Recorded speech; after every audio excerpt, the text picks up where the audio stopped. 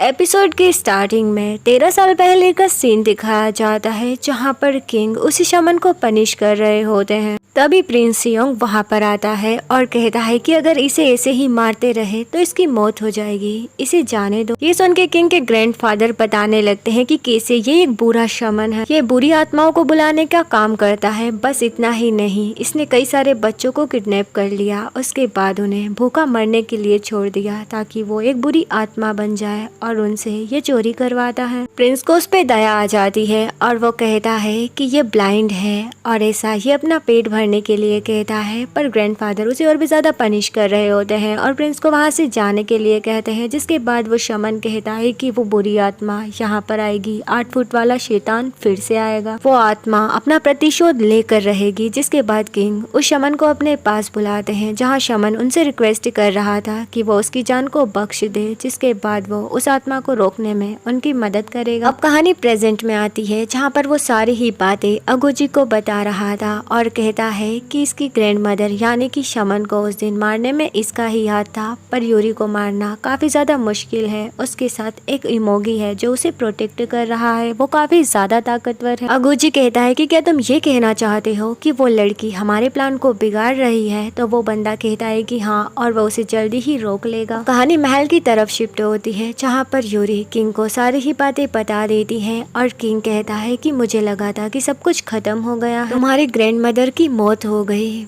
बस वही थी जो इस पागलपन को रोक सकती थी। किंग बताते हैं कि कैसे उस 8 फुट वाले शैतान ने उनके पापा के ऊपर भी हमला किया था और हमें पास्ट का सीन दिखाया जाता है जहाँ पर किंग के अंदर वही बुरी आत्मा होती है। पहले उस वक्त रिचुअल करने वाली शमन कोई और नहीं, यूरी की ग्रैंड मदर ही होती है। वो शैतान बाहर आ जाता है और कहता है कि वो सारे ही लोगों को जान से मार देगा और किंग की नस्ल को बर्बाद कर देगा। यहाँ यूरी की ग्रैंड मदर एक रिचुअल करके उस शैतान को किंग के अंदर से बाहर निकाल देती है। प्रिंस छुपकर ये सारा नजारा देख रहा होता है। प्रेजेंट में किंग यूरी से कहता है कि मुझे लगा था उस दिन सब कुछ खत्म हो गया, पर वो शैतान वापस आ गया। मैं काफी वक्त तक डिनाई करता रहा कि उस दिन वाला आदमी मेरे फादर नहीं बल्कि वही शैतान है, पर आज मुझे उस बात पर यकीन हो गया। पहले यहाँ किंग उस रात के बारे में बात कर रहे होते हैं जहाँ पर वो अपने फादर के पास जाते हैं और उसके फादर अचानक से उसका गला पकड़ लेते हैं। प्रेजेंट में किंग कहता है कि उस दिन वो मेरे पापा नहीं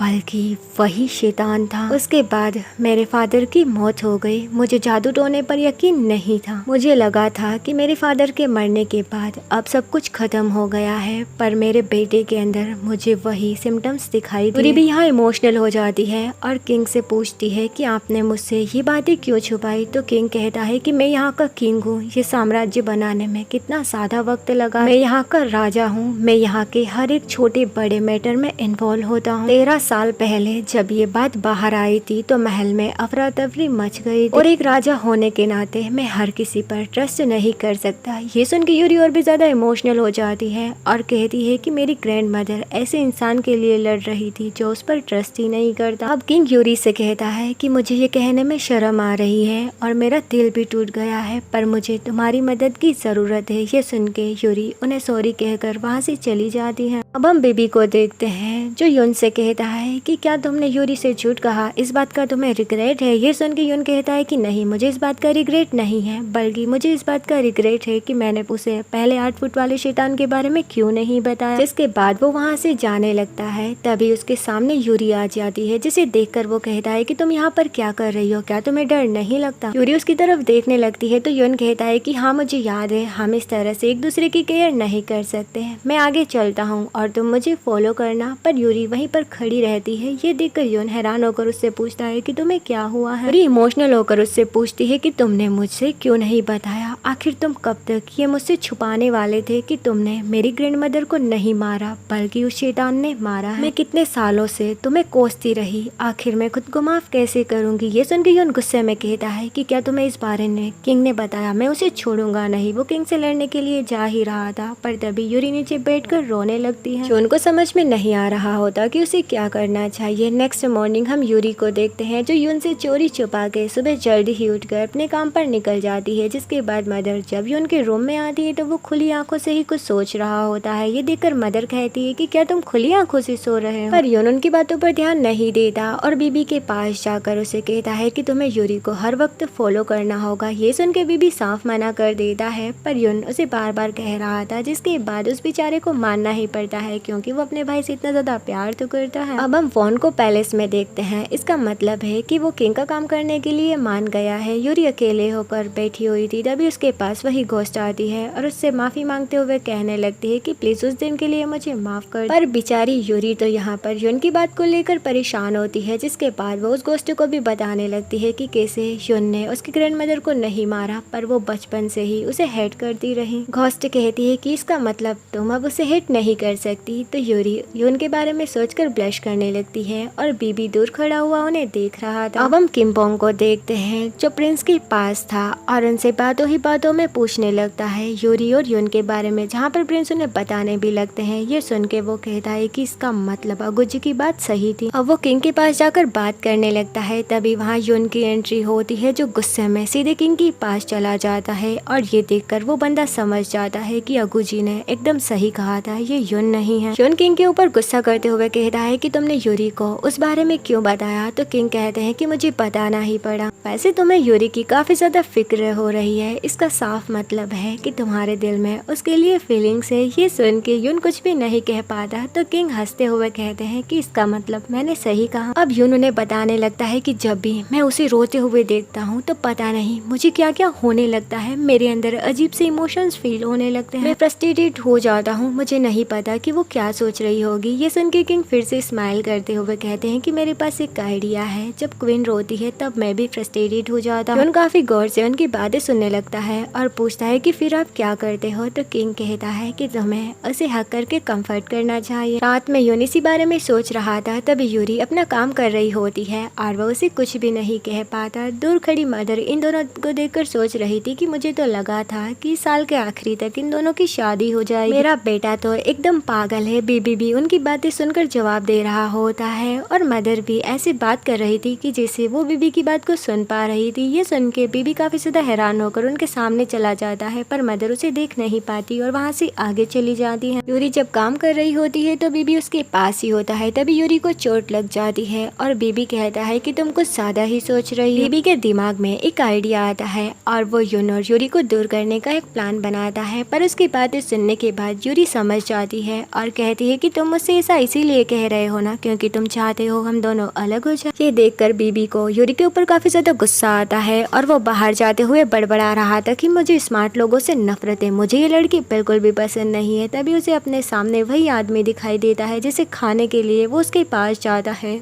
पर उसे टच नहीं कर पाता। उसकी पावर देखकर वो काफ़ी ज़्यादा हैरान हो जाता है और तभी उसके पास जाकर उसे पता चल जाता है कि इस आदमी के पास एक तिलिस्मान है। वो आदमी अगुजी से मिलने के लिए गया था और उसे सारी बात बता देता है। अगुजी कहता है कि सबसे पहले हमें वॉन को देखना होगा, जिसके बाद हम उसी शमन को राजमाता के पास देख पाते हैं, जहाँ पर वो राजमाता को भड़का देता है। वो कहता है कि अगर वॉन ने किंग की मदद की तो किंग के पास और भी ज्यादा पावर्स आ जाएगी और फिर आप कुछ भी नहीं कर पाओगे। ये सुन के क्वीन भड़क जाती है और नेक्स्ट मॉर्निंग सीधे वॉन से बात करने के लिए पहुंच जाती है। राजमाता वॉन से कहती है कि तुमने तो पहले मना कर दिया था कि तुम किंग का कोई भी काम नहीं करोगे, तो फिर अचानक से तुमने अपने माइंड को कैसे बदल दिया। यहाँ वो उसी बुक का जिक्र भी करती है जिस बुक को वॉन फाइंड कर रहा था। उस बुक का नाम सुनकर वॉन खुद काफी ज्यादा हैरान हो जाता है, जिसके बाद क्वीन उसे धमकाते हुए कहती है कि मेरे पास खोने के लिए अब कुछ भी नहीं है, पर तुम्हारे पास बहुत कुछ है। तुम्हारे लिए अच्छा यही होगा कि तुम सब कुछ छोड़कर अपने गांव वापस चले जाओ। जिसके अगले ही सीन में हम सारा सामान पैक करते हुए देखते हैं वो किंग को एक लेटर पहुंचाता है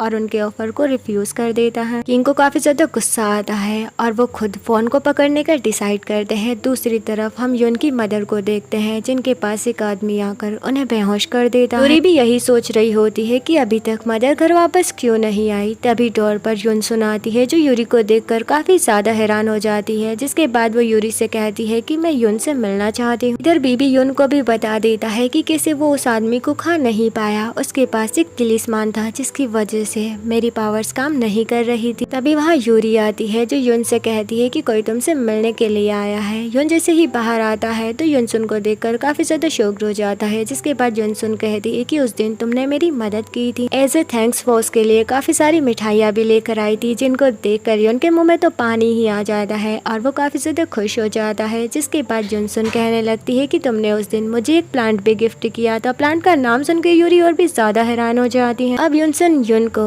अपने हाथों से मिठाइयाँ खिला रही होती है और यूरी जेलस हो रही होती है। युनसन उससे पूछती है कि ये लड़की यहाँ पर क्या कर रही है, वैसे देखने से लगता है कि तुम दोनों भाई बहन हो। युन कहता है कि वैसे भी हम सिबलिंग्स की तरह ही एक साथ बड़े हुए हैं। यूरी को तो काफी ज्यादा गुस्सा आ रहा होता है। जिसके बाद युनसन यूरी से कहती है कि क्या तुम हमें थोड़ी देर के लिए अकेला छोड़ सकती हो। ये सुन के युनसन वहाँ से बाहर चली जाती है। युन के ही बारे में बड़बड़ा रही थी, तभी एक आदमी उसके पास आता है और उससे कहता है कि तुम्हें किम बम के घर जाना होगा, वो एक क्लास बनाना चाहते हैं। यूरी जैसे ही घर आती है तो युनसन युन को अपने हाथों से मिठाई खिला रही थी। ये देखकर उसे फिर से काफी ज्यादा गुस्सा आता है, पर वो अपना सामान उठाकर वहाँ से जाने लगती है। जाने से पहले वो कहती है कि तुम लोगों को जो भी करना हो तुम कर सकते हो। युन बीबी को यूरी के पीछे जाने का इशारा करता है। ना चाहते हुए भी बीबी को जाना ही पड़ता है। तभी एक उड़ती हुई एरो युन की तरफ आती है और उसमें एक लेटर था। तुम्हारी मदर की जान मेरे हाथों में है, अगर तुम उसे बचाना चाहते हो तो इस जगह पर आ जाना। वेल युन पहले कहता है कि ये तो युन की मदर है, मेरी थोड़ी। पर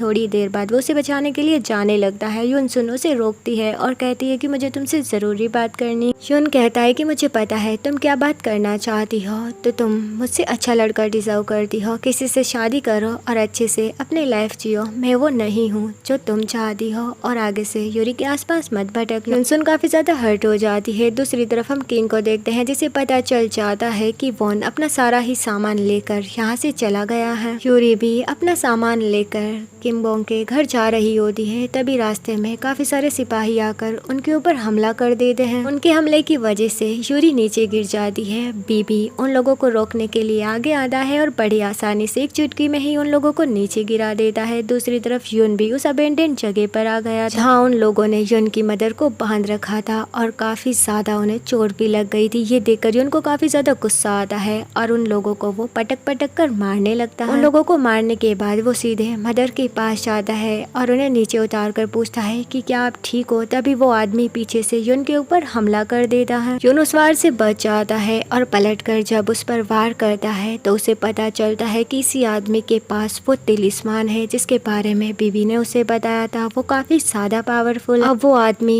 युन को मारकर उसे नीचे गिरा देता है। ये देखकर मदर उसकी हेल्प करने के लिए उस आदमी से लड़ने के लिए आती है। वो आदमी मदर के ऊपर हमला करने ही वाला था, तभी युन अपनी पावर को इस्तेमाल करने की कोशिश करता है, पर वो ऐसा नहीं कर पाता। तभी वहाँ बीबी आ जाता है, जो उन लोगों को बवंडर में फंसा लेता है। दूसरी तरफ हम यूरी को देखते हैं, जो उन लोगों से बचकर भाग रही थी। तभी काफी सारे लोग उसके पास आ जाते हैं और उसे चारों तरफ से घेर लेते हैं। उसे मारने ही वाले थे। तभी वहाँ किंग आ जाता है। यहाँ किंग के सिपाहियों और उन गुंडों के बीच में लड़ाई होने लगती है। किंग खुद भी यूरी को प्रोटेक्ट करते हुए जख्मी हो जाते हैं, जहाँ पर यूरी कहती है कि आपको मेरी वजह से चोट लग गई। किंग कहते हैं कि कोई बात नहीं, मैं एकदम ठीक हूँ। जिसके बाद वो यूरी को सही सलामत उसके घर छोड़ने के लिए कहते हैं। एक सिपाही यूरी को उसके घर छोड़ने के लिए जाता है। तभी वहाँ युन मदर को लेकर आ जाता है। ये देखकर यूरी काफी ज्यादा परेशान होकर पूछती है कि आखिर क्या हुआ। जहाँ युन उसे सारा कुछ बताने लगता है। जिसके बाद यूरी की चोट देखकर वो उससे पूछता है कि तुम्हारे साथ क्या हुआ था। तो यूरी भी उसे सब कुछ बताते हुए कहती है कि किंग मुझे बचाने के लिए आए थे। नेक्स्ट सीन में यूरी अकेले ही बाहर बैठकर खुद को मेडिसिन लगा रही थी। तभी वहाँ फर्स्ट एड बॉक्स लेकर युन खुद आ जाता है और खुद ही उसकी चोट पर मरहम लगाने लगता है। यूरी ये देखकर इमोशनल हो जाती है और कहती है कि तुम मुझसे दूर रहो। वो उसे पीछे पुश कर देती है और कहती है कि बचपन से ही मैंने तुम्हें इतना ज्यादा हेट किया है, आखिर तुम मेरे साथ ऐसा क्यों कर रहे हो। यूरी और भी ज्यादा इमोशनल होकर रोने लगती है। युन से ये देखा नहीं जाता